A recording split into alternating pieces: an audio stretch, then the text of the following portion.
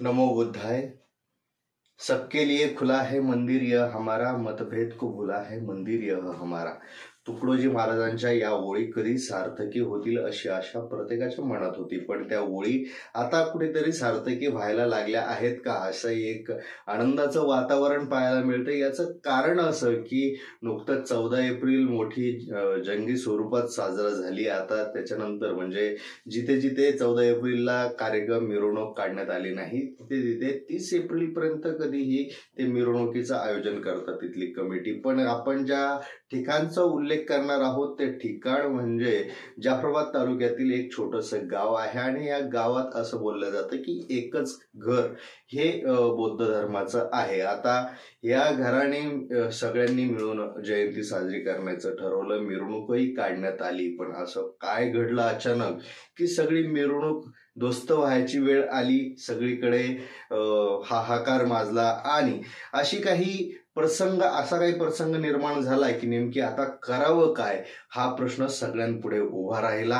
अशा वेळी मजा पाहणारे खूप सारे असतात, विशेष म्हणजे धार्मिक द्वेषातून जयंतीकडे किंवा महामानवाकडे पाहणाऱ्या लोकांसाठी आनंदाची आणि खुशीची गोष्ट म्हणून ते या गोष्टीकडे पाहत असतात। पण झालं वेगळंच। नेमकं काय झालं, वातावरण काय होतं आणि प्रसंग काय होता आणि त्यावर नेमका उपाय काय ठरला, हे सगळे या व्हिडिओच्या माध्यमातून पाहूया। नमस्कार, मी सुरेशकुमार उषाबाई सुधाकर आणि तुम्ही पाहताय पिंपळाचं पान। गोष्ट आहे जाफराबाद तालुका म्हणजे जालना जिल्ह्यातील जाफराबाद तालुका इथं एक छोटंसं गाव आहे हनुमंतखेडा। हनुमंतखेडा या गावात 15 एप्रिल रोजी जयंतीचं आयोजन करण्यात आलं होतं।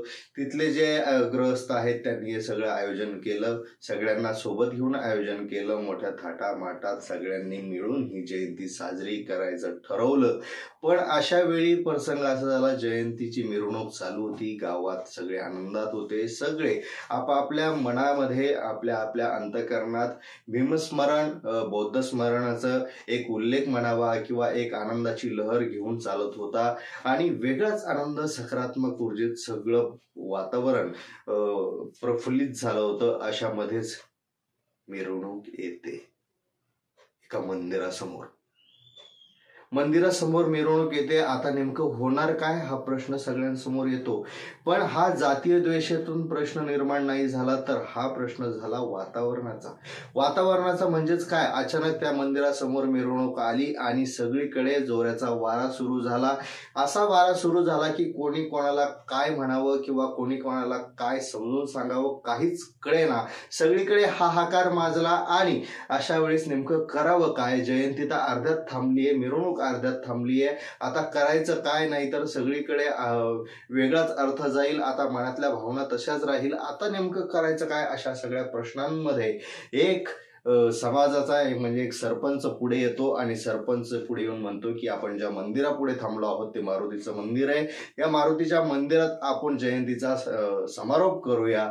आणि तात्काळ तिथले लोक पुढे येतात, दरवाजा उघडतात आणि आतमध्ये सगळेजण येतात। तिथं पंचशील म्हटली जाते, बुद्धांना अभिवादन केलं जातं, बाबासाहेबांना अभिवादन केलं जातं, मूर्ती समोर मारुतीची असते। पण कोणत्याही धर्मात ही माणसापेक्षा, माणुसकीच्या भावनापेक्षा कोणताही धर्म मोठा नाही, ही शिकवण जी बाबासाहेबांनी दिली तीच या गावाने सार्थकी लावून दाखवली। त्यामुळे या गावाचं सगळीकडे पाहण्याचा एक दृष्टिकोन आहे तो पूर्णपणे बदलला आणि एक सकारात्मक संदेश दिला। कारण इथं जे वक्ते बोलवले होते म्हणजे बोलण्यासाठी, तेही त्यातले जे स्थानिक नेते आहेत, नरवडे, अविनाश नरवडे सर जे आहेत, त्यांनी हे पुढाकार घेतला। त्यानंतर तिथले पैठणे सर आहेत, त्यांनीही मोठा असा एक पुढाकार घेतला, असं एक वर्तमानपत्रात आपल्याला पाहायला मिळालं। पण ह्या सगळ्यांचा कुठंतरी सकारात्मक प्रभाव निश्चितच येणाऱ्या पिढीवर पडणार आहे। हीच भावना जर आपण मनात ठेवली प्रत्येकाने,